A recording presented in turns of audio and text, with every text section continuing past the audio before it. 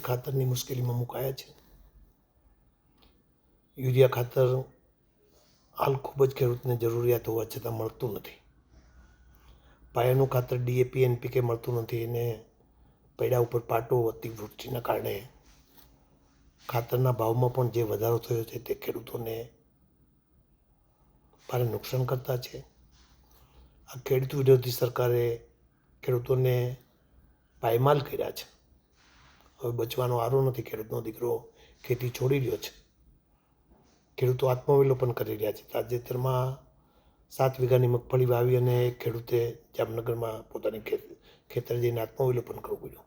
આવા અનેક બનાવ બન્યા છે, છતાં સરકારના પેટનું પાણી હલતું નથી. આજે રાજ્યના અધિક મુખ્ય સચિવ કૃષિ અને સહકારને પત્ર પાઠવી ખેડૂતોને યુરિયા તાત્કાલિક મળે તેના માટે ગુજરાતના તમામ ખેડૂતોને રાજ્ય સરકારે તાત્કાલિક અસરથી પગલાં ભરવા જોઈએ. કેન્દ્ર સરકાર પાસે માગણી કરવી જોઈએ.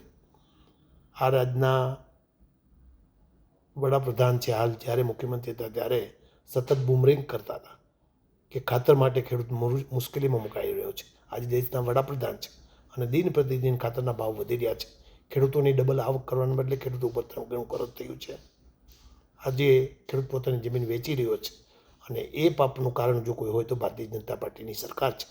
ત્યારે ખેડૂતોને બચાવવા માટે તાત્કાલિક યુરિયા પૂરું પાડે તેવી માગણી કરી છે. અધિક મુખ્ય સચિવને પત્ર લખ્યો છે. જોઈએ છે શું કરી રહ્યા છે. મને વિશ્વાસ નથી ખેડૂતો માટે કંઈ કરે. કૃષિ પ્રધાન તો સાવ નમાલો અત્યારે આમને મેળ્યો છે.